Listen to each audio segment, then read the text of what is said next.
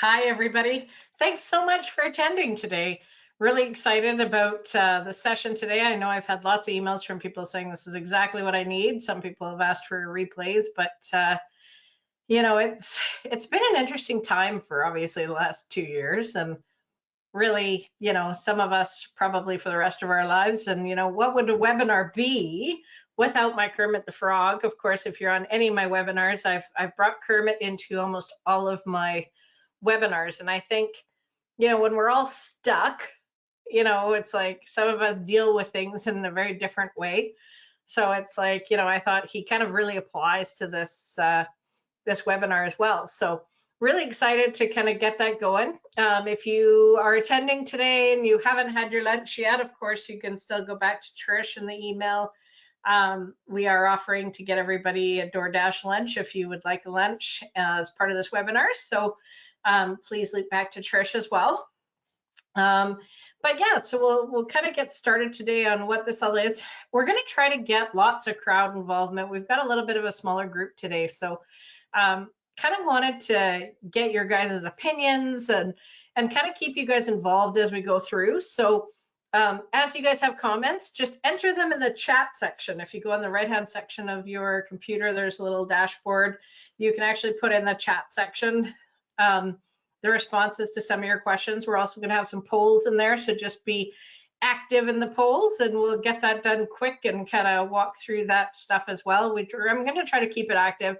If you have questions that come up during this session too, don't feel free to kind of throw them out there, and I'll try to grab them as we kind of go through this as well, and make them part of our presentation, because that's always fun too, to kind of be seeing what you need to see out of this and what you get out of this.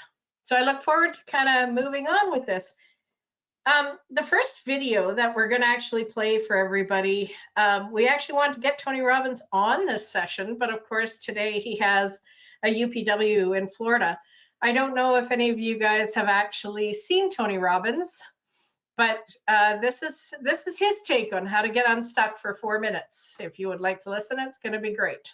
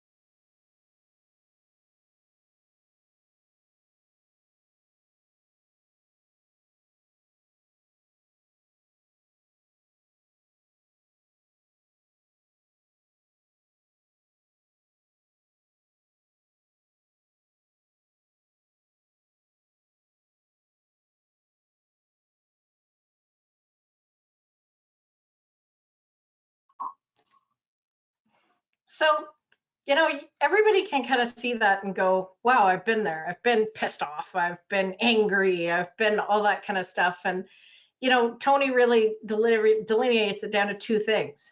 We're going to show you 6 today of different ways you can actually get unstuck. And I think that's going to be really important for you to walk through and do. When I talk about, and Tony talks about, number one, change your state. I know all of us have been there, whether it's sad, happy, mad, pissed off. I used to be one that, I could be totally normal and then get so pissed off. And, it was something that I had to learn. And honestly, like Tony has the greatest program. And that's kind of why I wanted to have him on as a guest too, to talk for a few minutes. I knew he'd probably talk for 20 of it or half an hour of this whole presentation. So he has probably one of the best programs on priming. But you can go to his YouTube page and go to priming. If you just put in, Tony Robbins priming, that is a really, really awesome thing to learn. I've gone through it so many times, just to kind of control who you are at the end of the day and learn it, because it's not easy to actually prime yourself. It's way easier to get in that circular pattern that he kind of talks about. And you really try to think through things because you're smart and you've got a brain and you naturally want to think through things. And the goal is really to prime yourself. Tony has a bit of magic. If any of you guys have ever been to his UPW, ever been to his Power Within sessions, there's been a bunch in Calgary. I know I've been to one of those anyway and been to the UPW. If you ever want to change your life or you're kind of in a state where it's like, hey, you really want to do it, Tony's a great person to get you moving, get you action orientated. There's a ton of great coaches. We've got great coaches as clients as well, that if you kind of say, hey, you know what, I really need somebody to get me from here to here, and I really need somebody to guide me through this, certainly we can give you that resource to actually work with. Make sure you have somebody that actually matches who you are, because that's really important too. To move ahead, we've been part of what's called Strategic Coach, which Strategic Coach is an entrepreneurial program by entrepreneurs for entrepreneurs, that we've been in for over 13 years. Really has changed our lives, really changed our outlook on things, really changed how we've done business. And I'm going to reference that quite a bit here as well, because I think there's a lot of great tools that we've learned over the time to do that. But priming, if you ever go to any of Tony Robbins' sessions, you'll see him, he'll talk for a bit, and then he'll be like, okay, stand up, do this, jump up and down. That's Tony's magic. That's priming. So that's actually like, get up and jump and move and, be happy. That is his magic. And a lot of people are like, oh, he's so brilliant how he gets people to do all these great things. It's like, he's not getting them to do it. You are doing it. And he says that near the end, and if you've ever watched I'm Not Your Guru on him, same kind of thing. It's getting people to do action. And some people will never do the action. And some people get so motivated by it that it's like, okay, you can conquer the world. So priming is just getting out and moving, whether that's, getting up from your desk. And of course, I knew most of you who were actually joining our session today. So I actually scooped some pictures off Facebook of you.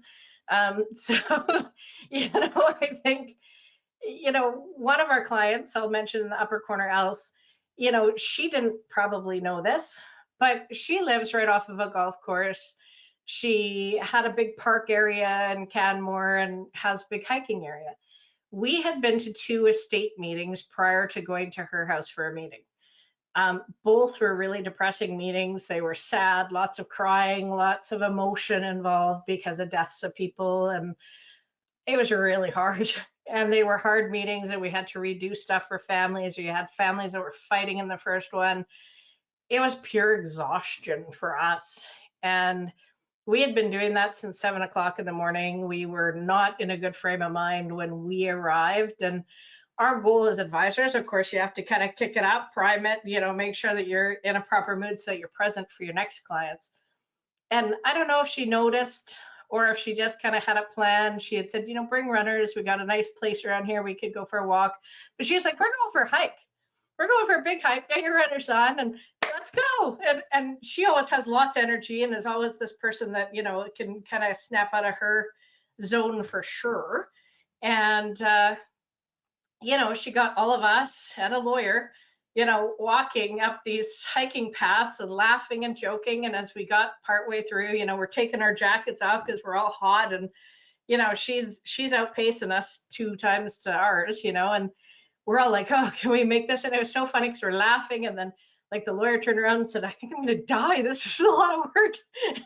We're all laughing. And, it changed your state right away is kind of what I want to get across with that is we were all in a completely different state and we're having fun and laughing and smiling and having tea afterwards and having great conversation. And it's like you completely forgot about the morning completely. And so, getting out into nature and kind of seeing things, like I have Nadine in here who's hiked a few mountains and kind of looked at all that kind of stuff. She also gets out quite a bit for activity and, she talks a lot about that and she herself is a coach. So you kind of go, she gets that whole point of getting outside, doing those kind of things. And I think, everybody has to do that. Angie and Greg and their family like go skiing, they get out to the mountains, they try to do activity. That's great. So if you're working and you kind of go, hey, I've got too many problems or I've got something going on in my life, I'm going to get out. That's a really great thing. This other picture is a different circumstance where, one of our clients had lost his wife. And he's also on here as well. And he had lost his wife and was feeling, down. And he's always gone camping with her. And he was like, I just want to get back out to nature. I want to get enjoying camping. And you could tell there was a lot of hesitation and things like that to go camping of where he went and saw her and, was always with her. And I think his goal was to go out there and kind of try to relive some of the joy that he had with her. And as he got enjoying the scenery and got enjoying his presence, this rainbow showed up. And you go, how fatish was that? So that's why I wanted to share this one with everyone, is you kind of see sometimes the world gives you exactly what you need. And with this rainbow showing up, it kind of just was very fatish that, maybe his wife was there with him saying it's okay to go camping and do these kind of things. So changing your state can make the difference in your world. If you have a really big problem, maybe reframing that problem. So going to a friend after, you could go walk to your friend's house and say, I have this issue, or something's going on with me. Can you help me? Can you give me another idea? And that's why we always say counseling's good. Having couch is good. Having someone to reframe that you can't frame yourself. Because I'll tell you, we've had lots of clients bring us problems and say, I have this going on. I'm like, that's not a problem. Like let's go through this. Let's walk through this. And then they leave and they're like, wow, yeah, this is so awesome. This is so great. But that's having someone else look at it in a different perspective than the perspective you're currently in. Because when you're in that problem, you can't see the forest from the trees. And, you could have a workout buddy. You could say, hey, you know what, I've got to call somebody. I need accountability. I need to just get out. Some people say, oh, it's too slippery. Go to the mall, find somebody to do mall things with. There's a great one at Market Mall that starts at 8 o'clock every single day. And they're a group of seniors. And it's funny because a lot of young people have joined them now and it's fun to watch. And I went once with my back because I was like, okay, I just need to go. And just a huge welcoming group of people. And they're like, they try to beat their Fitbit steps over amount of time. And it's pretty exciting to actually see them move as much as they're moving. So just change your environment. Another thing that we do with our team is what's called positive focus. So positive focus and a gratitude focus is something that you actually are really positive over. So I'm going to get everybody to do this right now in our chat. Is put down something that you're really positive about that's happened in the last 2 weeks, or something that you're really grateful for that's happened in the last 2 weeks that you're really excited about. And we're going to share it with the group.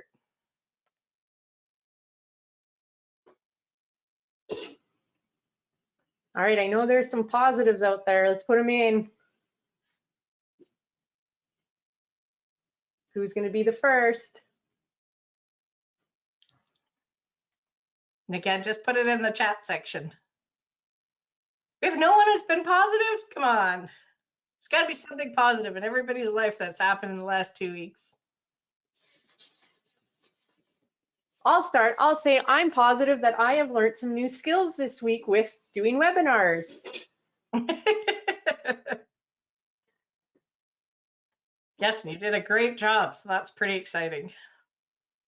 I'm pretty excited actually. Over the last 2 weeks, we've gotten just a ton of things done in our office, as well as, moving backwards a little bit on a lot of stuff, which I'll kind of talk about later. But, um, I think we've done a lot of things, including this webinar, that everybody's kind of like, I'm in this bad mental state that, it's really crazy.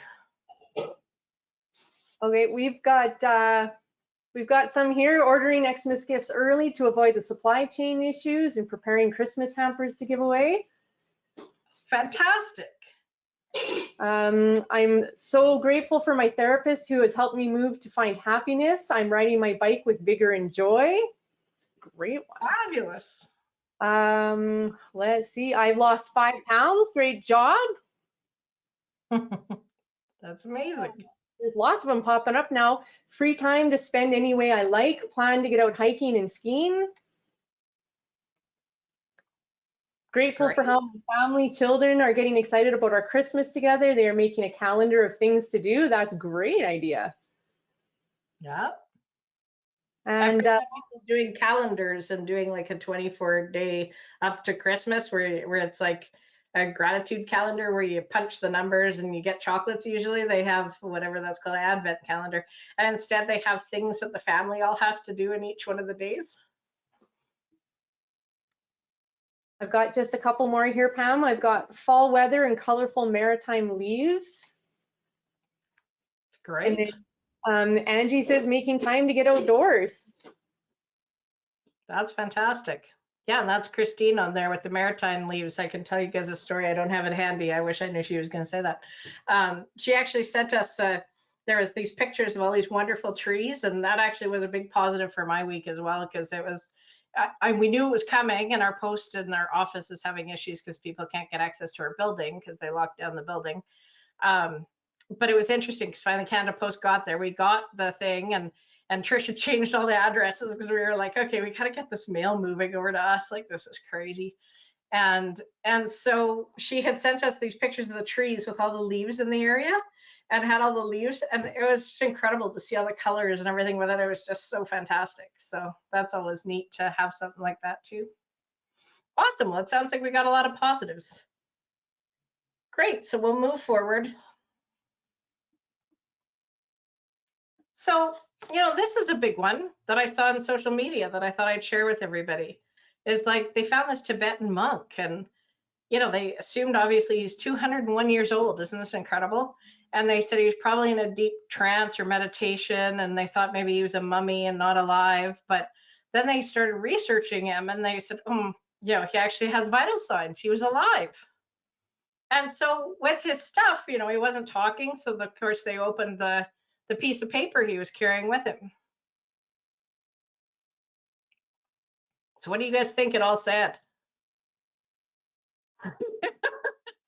So obviously don't believe everything you read on the internet, because that's going to help you stay in a positive state, because everything that you're seeing on social media, whether it's the news, whether it's, a lot of things on TV, I always say it's truly sucking people's lives away. Like, some things, if you actually see positives that people are putting out there, but sometimes the positives aren't people's lives either. And, you have to be conscious of what kind of state it's putting you in, because some of it are lies. Some of it, just plainly like this, are not true. So that's where you have to kind of go. If you stay away from some of this stuff and stay away from some of the gossip and bad news and that kind of stuff and some of the garbage, you'll be better off in the long term for sure. So have you been stuck, like really stuck? And so, I'm going to kind of talk about, the other second part that Tony was talking about was limiting beliefs. And of course, we're going to go through 6 of these, like I was saying today, which the second one is Tony's limiting beliefs and protecting your vision of the future, because this is the most important one altogether. And a lot of times, I kind of say, have you really been stuck in that rock in a hard place? And that Tony talked about, or those circling thoughts. I used to do the circling thoughts all the time myself. It's like you'd get into it and you'd be like, oh, you got to do this kind of thing. And, it's kind of crazy. And I think with COVID, a lot of people feel like they're walking through quicksand, like walking through deep water. And it's been really hard to kind of see. And I think that's a lot of the uncertainty around being stuck. For some people, like this client actually who got this brand new car, had to pull over because of the smoke. I thought I'd post his picture because I thought that was pretty funny, and it was good for my sports car on the hill, but had to stop because she couldn't see the road ahead. And I think, that sometimes, especially with COVID, has really played on people. And, some people play the if and when game. If this hadn't happened, I couldn't have done this. Or when this happens, I can then go and do this. And that also puts you in a situation of being stuck where you're just overwhelmed. You got so much going on. It's been a real serious thing of overwhelm. Fear of failure for some people is like, they just don't do it because they feel like they're gonna fail. So then they don't try. Or people who have a fear of success. It's like, hey, I'm really doing well, and all of a sudden it's like, I'm going to take my foot off the gas. I didn't expect to do this well, so and then you start defeating yourself. Or those people, like I used to have a friend like this that finally I was like, hey, you know what? Like, tell me something positive in your life, because they just catastrophize everything that happens in life, and it's like all you hear is the negatives and terrible, and everything terrible happens to them. And it's like, well, that's because you're always in that spot mentally, and you're in that state. And so, and we've had a couple clients be there too. So it's like, okay, let's walk through that to try to actually get people out of being in a poor state and the limiting beliefs of why you can't do something. So imagine you're this race car, this nice little red race car. You're in this car and you're on this road going up this hill, and you're kind of feeling like, hey, it's a spectacular day out. It's beautiful. It's sunny. Like, you can kind of see beautiful scenery. Everything's going your way. You kind of say, hey, you're looking out at the scenery. It's gorgeous. You're looking at the ocean. Then all of a sudden you take your foot off the gas because it's just breathtaking. You want to kind of take your time. But then without even noticing, your car slips into neutral. What happens when your car slips into neutral? You guys could put in a chat what you think is going to happen. So obviously when it kind of happens and you're going up a hill, obviously your car is no longer engaged with your drivetrain, your wheels are no longer moving forward. Your car starts slowing down to the point where it stops and then actually starts moving backwards. So all of a sudden you're moving backwards and you're like, whoa, okay. You're looking in the rearview mirror and you're like, how can I change this? Okay, I'm moving backwards now. I'm driving backwards. What's going on? And all of a sudden you go, oh, I got to put my foot back on the gas, but your car's in neutral. So what's happening is you're just revving the engine down. It's going nowhere. You're going backwards even faster now because you're mid-hill and you're like, ah. So it really becomes important to drive backwards. And you've got to figure out, how am I going to drive backwards? How are you not going to fall at this decline, right? And kind of sounds terrifying to me. Like, I was like, well, that is truly terrifying, rolling backwards and seeing how you navigate your drive. But then all of a sudden you're really not moving forward. You're using that rearview mirror to drive backwards. And so, it's the same as what one of our coaches and strategic coaches used to always say, the enemy of thriving is arriving. And that's a perfect example is when you're driving on that road and all of a sudden something happens where it's like, hey, I'm taking my foot off the gas, and you don't realize what that can do to you. You hit the plateau, you shift into neutral, or the car shifts into neutral automatically without you realizing that you're actually in neutral. And then you start moving backwards. So I'm going to share a couple stories with you, just of somebody that I thought this was really motivating to me. And it's somebody who, is a perfect example and what we should all think about when it comes to moving forward and changing your state and kind of realizing this is the true epitome. And this is truly why people do Everest. It's not a challenge against someone else. It's not a challenge to get to the top so they can do public speaking. A lot of people think that's the big thing, but it's a challenge of how you can move your life forward. He was a guy who his wife left him, just lost, stuck in life. He had gotten the job he wanted and just nothing else was kind of exciting to him. And he was like, where's my life going now? What kind of challenges? He was out of shape. So he got in shape and he said, you know what, I'm going to train. I'm going to go to Everest. I'm going to go to multiple places. He signed up with a company called the 7 Summits. And why I like the 7 summits more than anyone else, not as a marketing ploy or anything else, but it's not about a destination. It's about multiple destinations. So you don't just have one, you have numerous ones. And I thought I'd share these pictures with you guys because not only are they pretty incredible, and I've never had that kind of desire to do that, but it's pretty amazing, all the pictures. And I was like, if anything would motivate me to do it, it was the pictures. I was like, wow, this is pretty incredible. You don't ever get to see this kind of territory anywhere in life. But the thing that I liked most about this is he trained hard to get there, and he did it during COVID. So he didn't let COVID stop him. There was a smaller group with COVID because he was worried about all the thousands of people that were going there. And of course, there wasn't during COVID. They had to try to shut it down a few times because there was even people on the hill with COVID. And they were kind of told, hey, be quiet about it because, the people who are here really want to succeed and really want to get somewhere. And, we've got to deal with the people and take them down that we have to. But here's the issue. There's some people who paid a lot of money and did a lot of training to get there. And so for him, he, set out on the day that was going to be the summit. You can kind of see in that beautiful blue picture, he set out that day because he was going to be the first one to get up there. He was kind of rated as the one who was going to reach there. If anyone was going to do it, he was going to do it. And so he got up super early, before the dark happened and headed out. And he headed out before a Sherpa. And the Sherpa had to kind of catch up to him and say, well, Steve, what's motivating you so much? And he's like, I am in so much pain. And I am in, it was a brutal time to get up to that point. And he was like, I need to go. And it looks like a beautiful day. I'm going. I'm making the push today.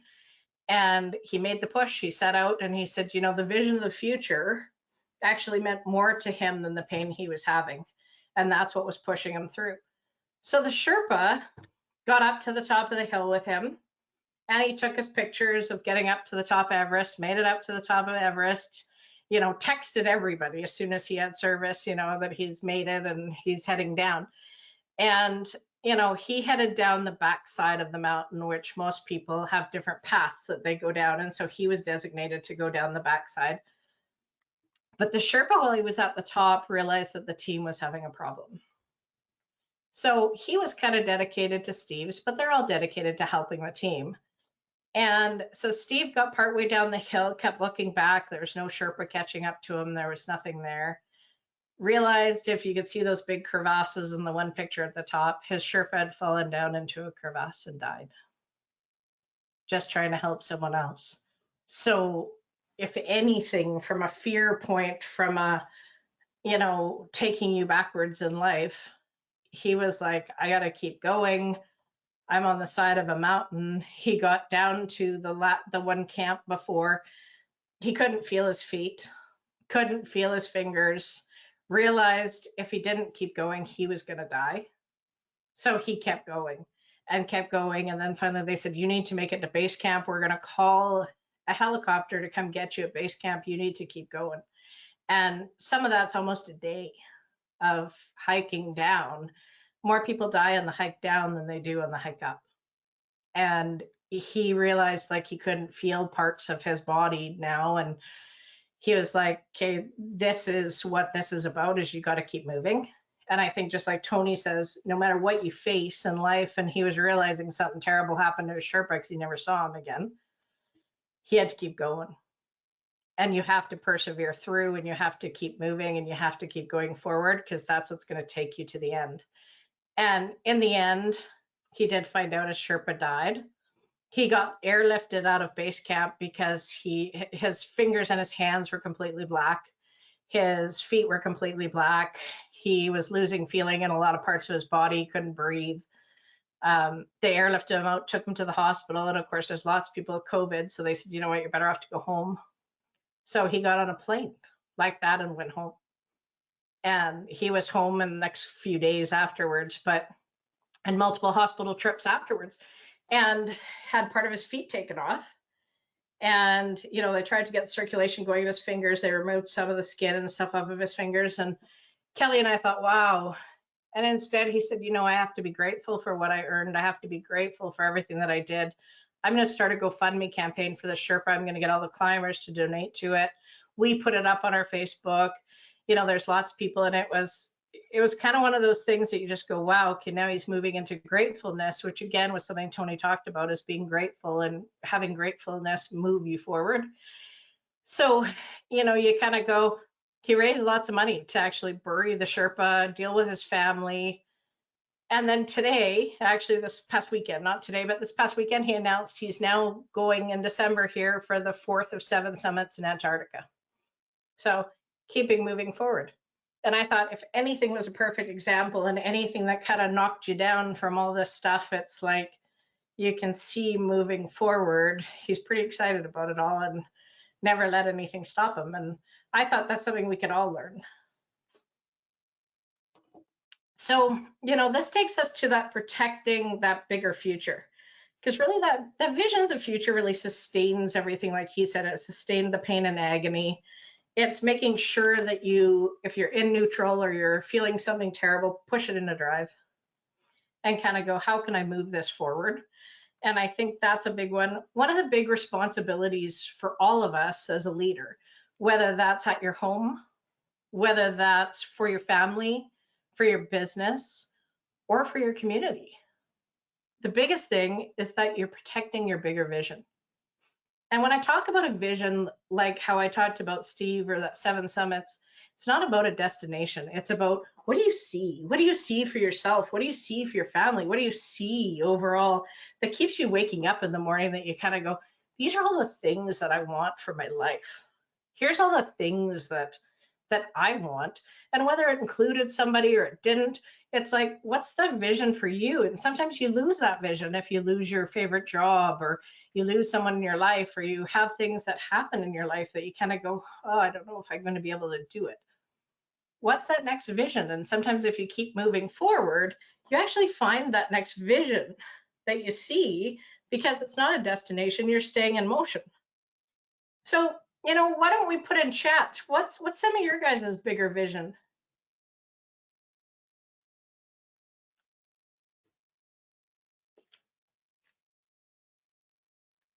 I know for me, like, I always really love golfing. As you guys all know, I'm a big golfer. So I really envision in my free time, I like to golf. I like to do things with my dog. I like to go for big hikes. As many of you know, they kind of know I take my dog out on a lot of things. And, I really love what I do.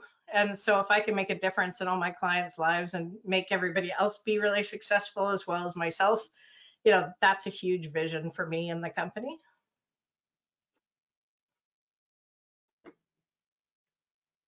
Anybody have any visions they want to share?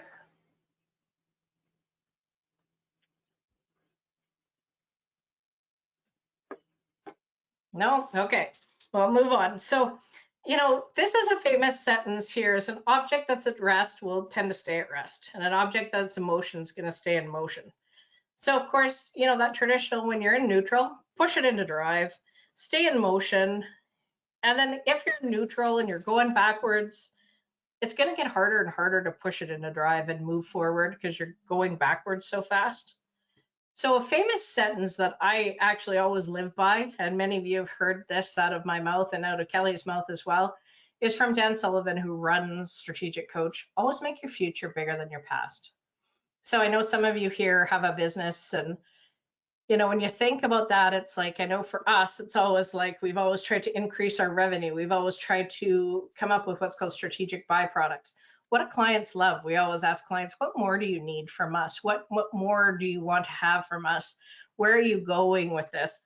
And that's something that you could use for your children, you could use for everybody else, is always try to make that future bigger than your past. So whatever your past was, take one more step towards making it bigger for the future. And I think that makes a huge difference. So, I have some people ask, okay, now I'm here. How do we throw it into drive? I'm in neutral, I'm driving backwards, I'm driving in this rear view mirror. You hear lots of people, like we have lots of clients who do this, who it's like, I'm busy, I've got everything to do on my to-do list, I can't pay attention to any of this, I can't. That's what you hear. Do you think that you're moving that forward, or do you think you're in neutral? Or do you think that maybe that neutral's already kicking into going backwards? So are you being efficient? Are you actually getting things done when you're busy, busy, busy? And this is where I said I could talk about my situation is, we had Jeff this week say to us, hey, I'd like to be a stay-at-home dad now. And I was like, oh, you're not taking paternity, you're not taking these things. And it put us into oh, okay, well, okay, you're leaving, okay. And so then all of a sudden you're like, okay, we've got to transition everything. And all of a sudden you're in this busy, busy, busy because you're actually doing a ton of stuff. And we were already busy with work. So then all of a sudden you're way busier and you're distracted. And you're kind of, in a spot where you're like, okay, I've got to get myself out of this. This is really good. Here's some things, we got real organized real quick because it was like, here's some silos that you need to do, you need to do, you need to do. We need to focus because we were that cat, busy, busy, busy, busy, right? And so, that's where you have to be really careful because you might think you're busy, but you're not actually getting anywhere. And you're not actually creating any revenue. You're not doing anything bigger than yourself. You're just busy. So what that means is you're just stuck. So how do we get unstuck? And like Tony talked about, being in gratitude. So a lot of people kind of say, hey, I'm in gratitude all the time. I'm not an ungrateful person. I'm in gratitude all the time. But what people have to think about is your lowest level of gratitude is ungrateful or unexpressed gratitude. So when people say, well, no, I've always expressed my gratitude towards somebody. But if somebody does something for you and you say nothing, or you don't value them, all of a sudden it's like for the other person, that demonstrates ungratefulness. So that is always your lowest level. So always make sure that you're showing that gratitude. The second one is obviously that social gratitude. So social gratitude are what we learned from mom and dad, say please and thank you, say you're welcome. If you're at a grocery store and you're kind of rushing through, and I've done that myself, it's like you grab your groceries and you're like, thanks, see you later. It's like, hey, thanks for being here. Thanks for working through this pandemic. Thanks. And you'll see people change their whole state. Like they go, oh, thank you. Thank you so much. And I'm like, thanks for always smiling. Thanks for always being happy. And all of a sudden people change and you see it. And we all could take more time to be more grateful than what we are. When we talk, a lot of people say, you know what, I do appreciative gratitude. I've heard lots of people say that to me all the time, and clients even say that to me. But I think, hang on, that's dangerous. And people look at me and go, well, why? And it's like when you're looking at appreciative gratitude, you're looking at you're appreciative of things around you, you're grateful, let's say, for the weather. But then it's like, compared to what? Oh, well, I'm grateful for my health. Compared to what? So you can see it starts to enter in a comparison phase. Have you ever been in a situation, and I could talk about my own situation, I've done that, where you've given a gift to somebody, like my sister. I've given a gift to somebody and they really don't appreciate it. They really don't care about it. They'll return it or, make fun of it to somebody else. And you go, wow, I'm never going to do that again. That actually puts you into neutral, rolls you backwards. So that's where you have to be careful with appreciative gratitude and keeping you in neutral, because it's not taking you up the hill in that car. Empowered gratitude, when we talk about empowered gratitude, it's all about how you think about others.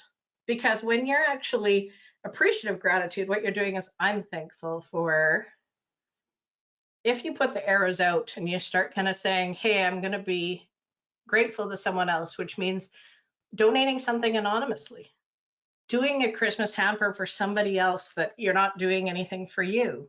You're, like our newsletter said, we're giving hampers out to the fire victims, which now there's even more flood victims. That was something that we wanted to do for somebody else.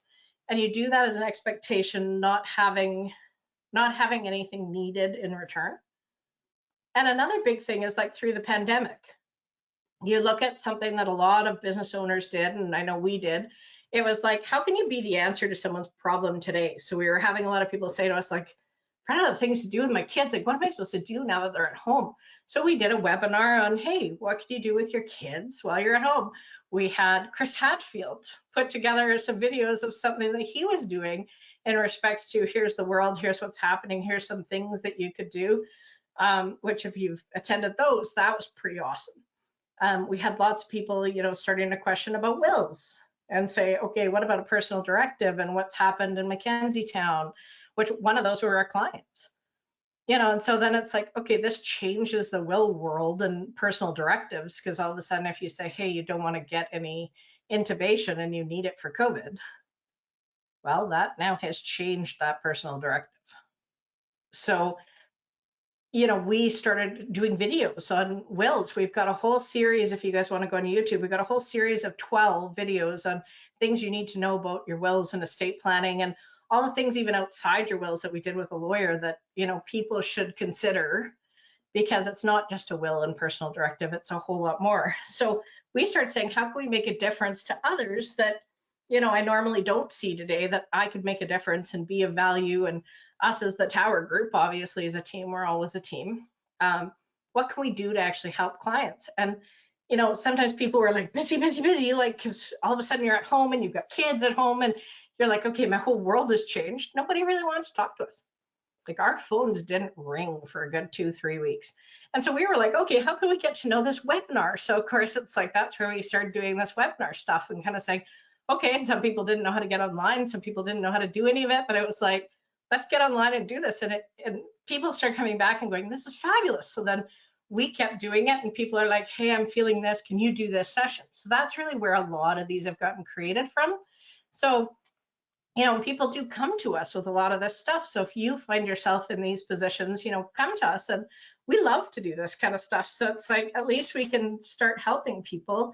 And of course, it's like some things that you could do today. Like if you guys want to make on your list, for number 3, what are some things that you can do today? I heard about a Christmas hamper, and someone else put in baking, whether it's edible or not. Maybe you could make a recipe book, what you get good at baking, and what are some things you can do and give out to other people? When it talks about baking, we had a client, which I cried when I got the book, because their grandmother died. And the whole family all lives kind of on a compound just outside of Okotoks. They all, the parents lived there, the grandparents lived there, and then the kids all built houses because they've got so much land. And it was amazing because the youngest child made a recipe book, and they took all of grandma's recipes and then put together pictures of grandma and the family all over the years making those recipes.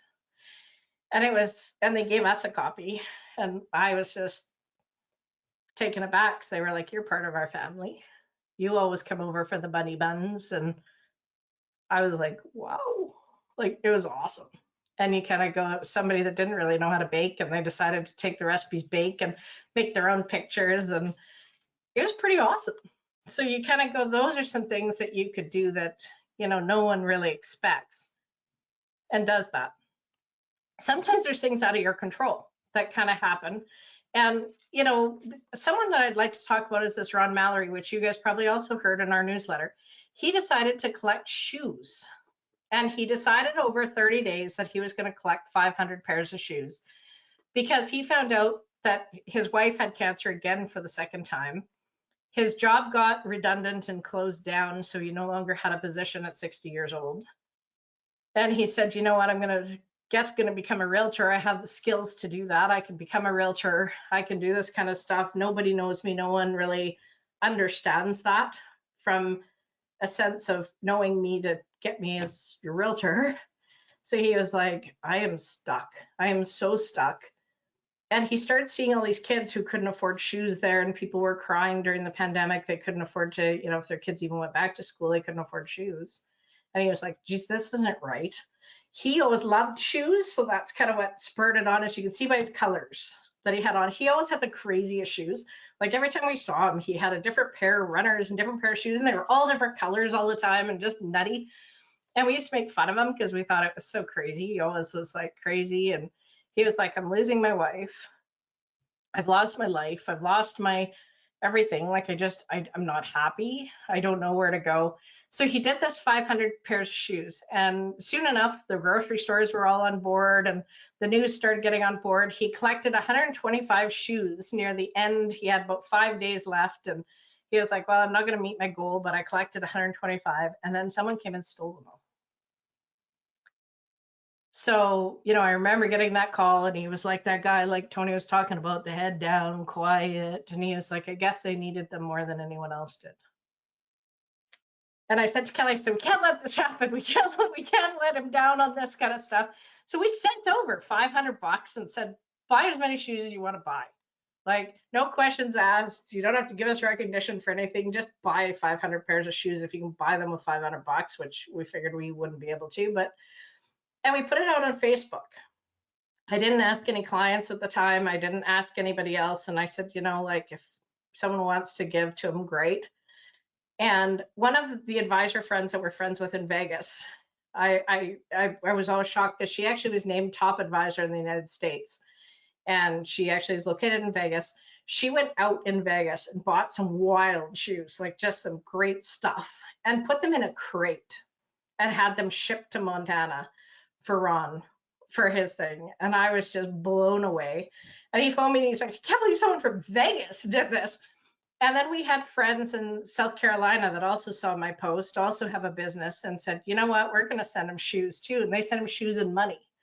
And all of a sudden, shoes and money started coming in from everywhere. And he was just like, wow, met the 500 goal, was able to give them all away to kids that didn't have any shoes, didn't have any needs from all over Montana. They came to get shoes. And he was like, wow, I'm doing this again. And it was something that kind of motivated Kelly and I, and that's why I put it in the newsletter. It's like, we'll collect shoes, whether they're used or new, we'll collect shoes for them. And maybe we'll do that here for kids that don't have any shoes, and we'll just start collecting it from our clients and doing something similar. Like, that was pretty awesome what he was able to accomplish. And he wasn't somebody who feared what was happening in his life. Because oftentimes when we talk about like fear and anxiety and that kind of stuff, oftentimes the results of that, of your own fear and anxiety, is worse than what the actual outcome is. And so, that's what's pretty amazing. He's still losing his wife, but you kind of go, now everybody from like across the world, and everyone knew Deb, in Vegas, and now they're contacting him to say, hey, I'd love you to be my realtor. I'd love to buy in Montana. Hey, California's contacting him. He's getting contacted from all over the United States now to be a realtor. So not only is it kind of he's helped someone else, but he's now helped himself for a business, and he's just killing it now for a business. So you kind of go, a lot of times being grateful actually translates into something else in your life. And that's something that people often forget about. There are things like we talked about that you can't control. So a pandemic happens, all of a sudden you run out of toilet paper and sanitizer. A lot of businesses did what's called pivoting. You'll hear that term lots, and I think you probably have over the last year, is they kind of said, hey, you know what, all of a sudden people couldn't come in and purchase, they couldn't come in and do something. So it's like they did sanitizer. They still made liquor. A lot of the liquor distilleries in Alberta and BC did this, where it's like at any point in time, if you're buying their liquor, they gave you a free sanitizer. They gave them to the hospitals. They gave them to a lot of the schools. They gave them out to all kinds of people, got their name out there more, had more branding, but also had a different brand now that grew. Some people kind of went internal and went, oh, but when you go external, all of a sudden you're thinking about others. It's like all of a sudden you move that forward and you're kind of going, hey, this outcome for us is going to be way better, instead of the worry and fear of all the change that's happening. They just kept moving forward. And I think how we've talked about moving forward, changing your state, being able to pivot, being able to keep moving forward. This is a perfect example. So, the basis of all of this is you can control how much you let the situation control you. You have control over your decision making. So if we go to the next slide, we don't always get to control everything in our lives, but we do get to control how we react to it and how we respond to those things in life that happens. So, when you look at the anxiety and fear, you've got to start practicing that art of letting go, and kind of saying you don't need to control every aspect of life. You don't have control over everything that happens in life. But what you have to do is do the best you can do with the situation that you have, instead of letting that situation control you. And I think that's something, again, for number 4, shift and look at things differently and do that, live deliberately. So on the 5th one, this one's jump. And I always say self-trust and jump. And do you remember as a little kid when your parents said, and you were that little kid on the side of the pool and they said, jump, just jump. I got you, just jump. And you as a kid would always just jump. And kids today still do that, just jump. And it's no problem. But you know what? You trusted yourself to say, hey, I can catch this kid. I can let him go in the water and let him have fun and catch him again. I have that self-trust. But you know how many adults as adults, when you get them out of this situation, don't have the self-trust to say, I actually can do this for me. And this is the biggest one that I think for me that I wanted to point out to everybody is if you have that self-trust to say to that kid, jump, how many other things do you actually have that self-trust to actually go and do and ask for and be?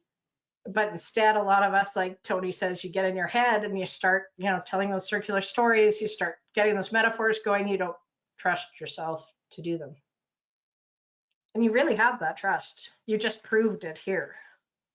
So that's the biggest thing is, you can't wait for others to be responsible for you.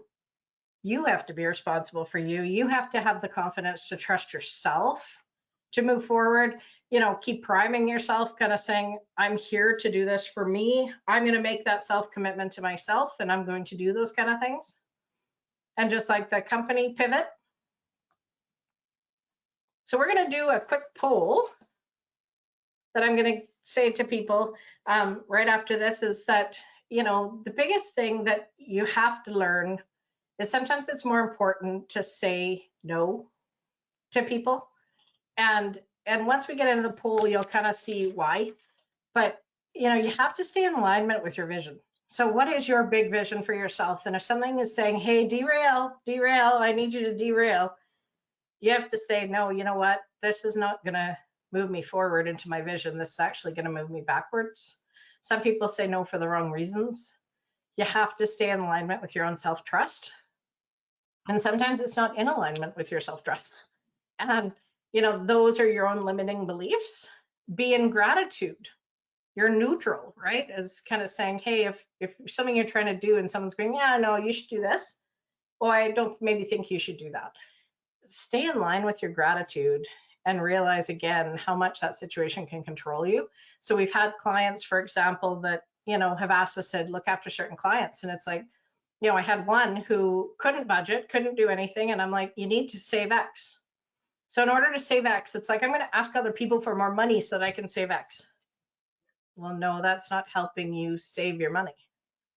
That's not helping you live within your own means, and so then we start going back to, like, a lot of people have trouble with budgeting, and it's like they get in a pattern of spending. I need my boat, I need this, I need this, I need this. And it's like, once you're in that pattern, it's really hard to break that. And I kind of go, if I'm spending a lot of time babysitting people, those aren't the clients that take us on for our vision. And that's where a lot of people with a ton of debt, they can't learn how to spend, they can't learn how to do a lot of that stuff. I've sent them to Money Mentors because Money Mentors does that well. They have a series of classes, just like addiction type things or any kind of help stuff you need. It's like there's programs for all of it. And sometimes you have to say, what's in alignment for your vision of where you're trying to go and where you're trying to get clients who are moving forward instead of, backwards. And that was a really important thing for us is let's keep moving people forward and keep doing the things that we need for clients to be positive on, all that kind of stuff.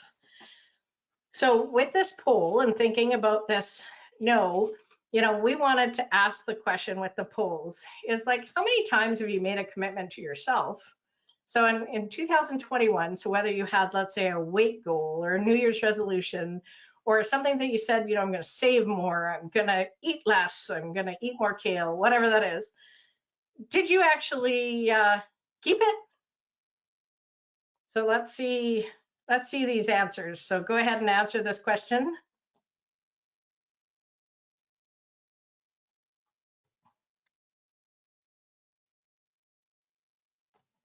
We're looking pretty split right now. 54% of you voted. Where's the other half? Okay, everybody vote. Only a few more to go.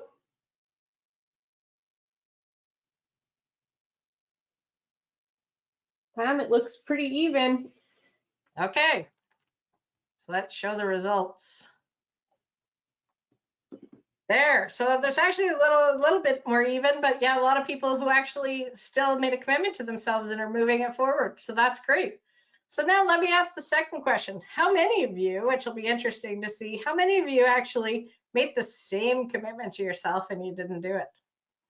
So and while you guys are doing this, I'll tell a little story. It was funny in Strategic Coach because occasionally I'd always make a weight goal and I'd be like, okay, I'm gonna, lose weight. I'm gonna do this even more. And the coach kind of said to me, well, this is the second time you're doing that. What happened to the first time? And I said, well, I'm busy. I'm doing this, if when, and he was interested and he laughed and he's like, does it really matter to you that much? And I was like, probably not. And I'm like, and he's like, well, then stop making it. Stop making that commitment to yourself. Maybe it's about eating better and then that actually achieves this goal. Or you love walking your dog. Maybe you do that more and that takes care of the other goal. And I was like, good point. So where are we at on this poll? All right, so I'm going to close the poll and here you go. Oh, there you go. So now we have even more people. So that's good. Or some people actually switched midway and kind of said enough's enough and I'm going to make this goal. So that's interesting, but a good majority of you did it and made it again. So like me, exactly the same. So now we're going to go to the third poll. How many of you made it for a third time?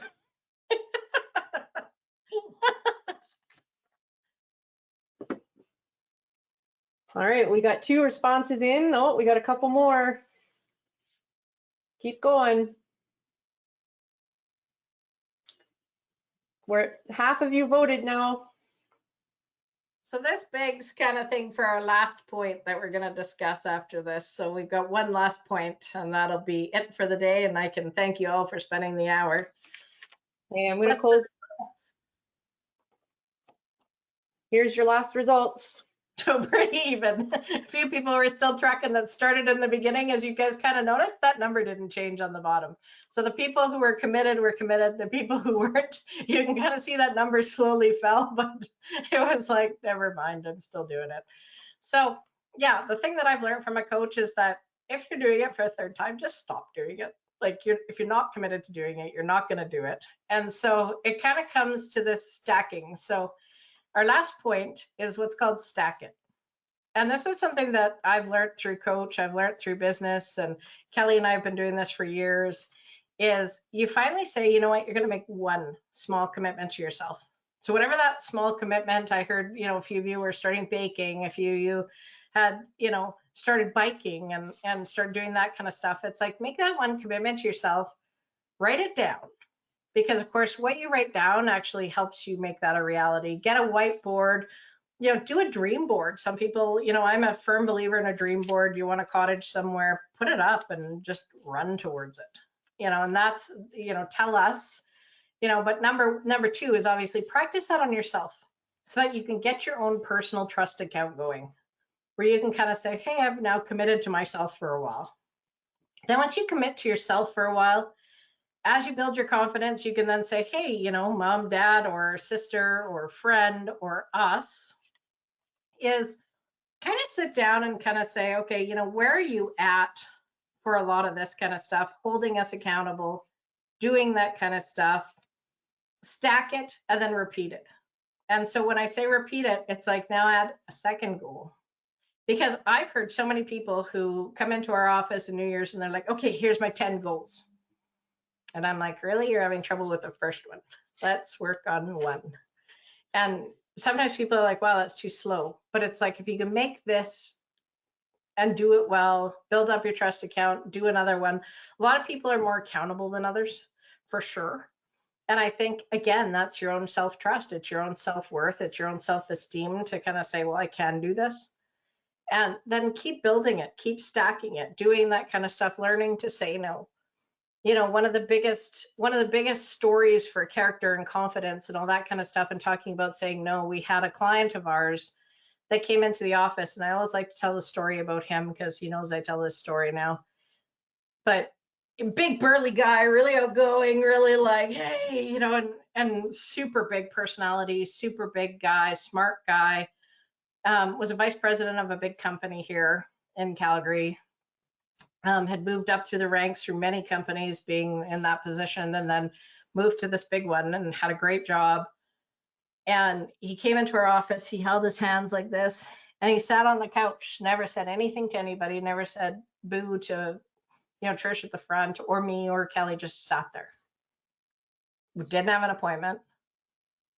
And we were like, holy. So of course it draws everybody out there, and I'm like, what's going on? What's happened? He's like, I got offered the president role. And I was like, oh, that's great. Isn't that wonderful? And he's like, no, my life is falling apart. And at first I thought he was joking, and I kind of was like, oh, because he's always like that personality. And then all of a sudden I look and the tears are happening, and he's holding his hands like this, and he's like, my wife's going to leave me. I'm never home. I work too much. I hate this. I hate my job. I hate the people I work with. And it went on and on and on. And like, I was almost in tears. And then I'm like, jump, just leave. And he's like, I don't have any confidence to go anywhere else. Where am I going to go now? I'm older.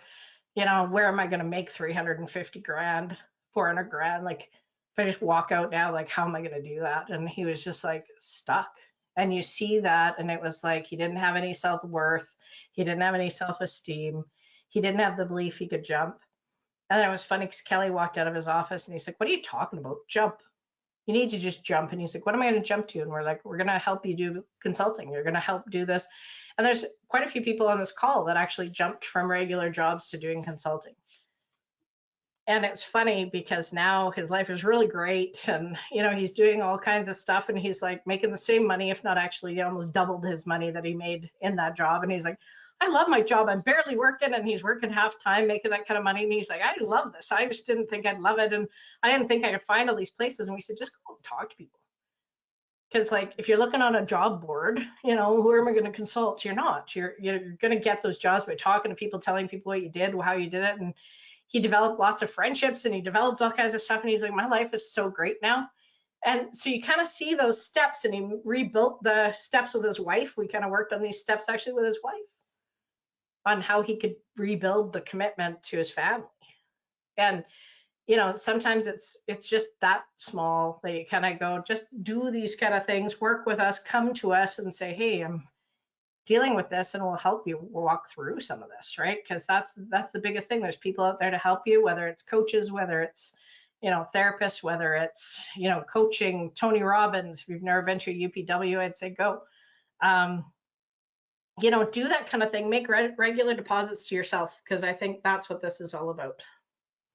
So thanks very much today for attending. If you've got questions or things that you want to discuss, Trish and Kelly are on this call, so they can pop up and we could answer or discuss more things that you guys want to discuss for yourselves, and maybe we can help solve some things for you today. Hopefully you got a lot out of this today, and we're pretty excited to have had you all. We'll wait for any questions that you might have in the chat, and then go from here. Thanks, Pam. Nancy would like to know if these slides will be available after to review. They will, for sure. We could send it out to you, definitely.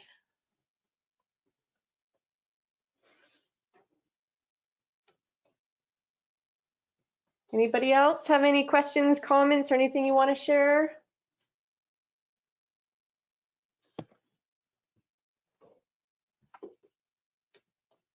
Any questions on how we got all through here and did this kind of stuff too? You could bug us for that too.